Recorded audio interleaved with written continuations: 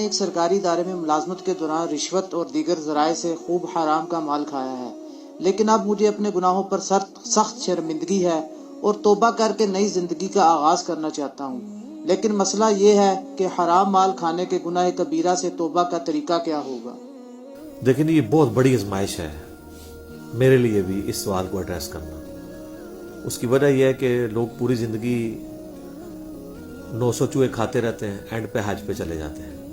اور وہ کہتے ہیں وہ 900 چوہے کیسے معاف ہوں گے۔ جہاں تک حقوق اللہ کا تعلق ہے وہ تو ایک جملے سے معاف ہو جائے گا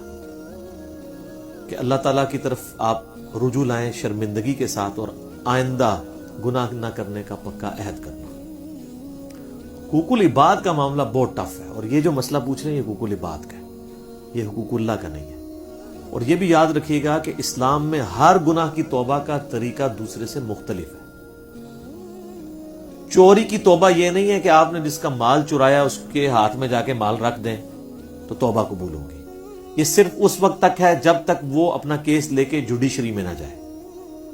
ایک بندے کا مال چوری ہوا، ابھی اس نے جوڈیشری میں اپنا کیس نہیں لے کے گیا، تھانے میں کوئی رپورٹ نہیں کروائی، آپ کو رات کو شرمندگی ہوئی، آپ جا کے چور کا مال واپس کرتے،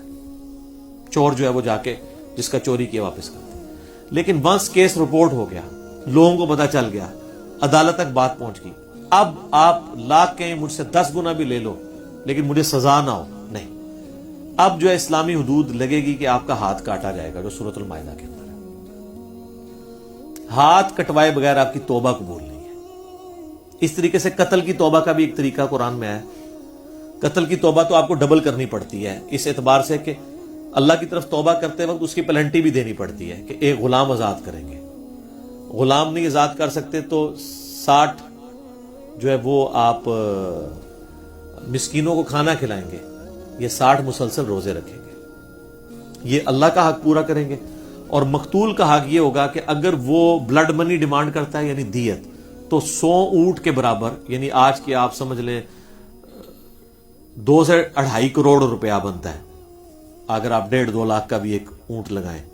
یا بہت بھی کر لیں تو 1 لاکھ کا تو لگتا ہے 1 کروڑ تو بن ہی جائے گا۔ ابو داؤد میں حدیث ہے کہ 100 اونٹ دیت ہے، بلڈ منی دیں گے، اور وہ بھی اس صورت میں اگر وہ ایگری کرے، اور اگر وہ کہے کہ میں قتل کے بدلے میں قتل کرواؤں گا،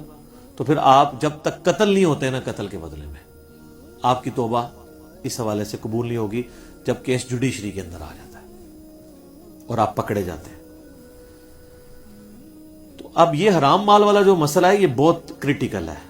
اس میں اگر کوئی یعنی ایک سرکاری ادارے میں XYZ کوئی بھی ادارہ ہو سکتا ہے، اس کے اندر ملازمت اختیار کی ہوئی ہے، چاہے جائز کام کرنے کے لیے چاہے ناجائز کام کرنے کے لیے، دونوں صورتوں میں اگر وہ کسی سے رشوت لیتا ہے تو ظاہر ہے وہ حرام کا مال کھا رہا ہے، کیونکہ وہ اس پوسٹ پہ جو بیٹھا ہے اس کام کرنے کی آلریڈی وہ تنخواہ لے رہا ہے، اب ایکسٹرا جو پیسے لے گا وہ حرام ہوں گے۔ بخاری اور مسلم دونوں میں حدیث ہے کہ نبی علیہ السلام نے عاملین زکوٰۃ مقرر کیے ہوئے تھے جو جا کے زکوٰۃ کلیکٹ کرتے تھے لوگوں سے، بھیڑ بکریوں کی زکوٰۃ۔ اب جب لوگوں سے وہ کلیکٹ کرتے تھے تو لوگ ان کو بیت المال کے لیے زکوٰۃ کی بھیڑ بکریاں بھی دیتے تھے، ساتھ ایک آدھ بکری کسی کو گفٹ دے دی۔ اب جب وہ آ کے نبی علیہ السلام کے پاس بیت المال میں زکوٰۃ جمع کرواتے تھے تو کہتے تھے یہ تو وہ ہے جو ہم نے زکوٰۃ کلیکٹ کیا اور یہ مجھے گفٹ ملا ہے۔ تو نبی علیہ السلام فرماتے تھے کہ جاؤ اپنے ماں باپ کی گود میں جا کے بیٹھو، میں دیکھتا ہوں تمہیں وہاں پہ کون گفٹ دیتا ہے، تمہیں اس پوسٹ کی وجہ سے گفٹ ملا ہے، یہ بھی بیت المال میں آئے گا۔ یہ ایک جنرل حدیث ہے جو سب کو کور کرتی ہے کہ جس شخص کو سرکاری پوسٹ کی وجہ سے کوئی گفٹ بھی ملا ہے وہ حکومت کے خزانے میں جمع کروائے گا، کیونکہ اگر وہ اس پوسٹ پہ نہ ہوتا اس کو کوئی گفٹ نہ دیتا۔ اگر کوئی فوڈ انسپیکٹر نہ ہو تو کس نے اس کے گھر جا کے جو ہے وہ اتنے کلو مرغی اور اتنے کلو قیمہ جا کے دینا ہے؟ ہمیں تو نہیں کوئی آ کے دیتا، دیو بھی نہ، میرا کو لے کے پہنچ جاؤ میرے گھر۔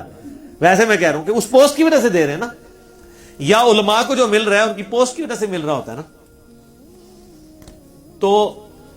اس طرح کے گفٹ اگرچہ عاملین زکوٰۃ کی تنخواہ درست ہے، وہ قرآن میں سورہ توبہ کی آیت نمبر 60 میں 8 مصرف آئے ہیں زکوٰۃ کن کن کاموں میں لگ سکتی ہے، اس میں سے ایک مصرف یہ ہے کہ جو زکوٰۃ کو کلیکٹ کرنے والے سرکاری ملازمین ہیں ان کی تنخواہ بھی۔ اس لیے ہمارے ٹیکسز کا جو پیسہ ہے اس سے فوج کی، ایجنسیز کی، اور اسی طریقے سے جو باقی حکومتی عہدیدار ہیں ان کی تنخواہیں جاتی ہیں. اب وہ اپنا کام کرنے کا ایکسٹرا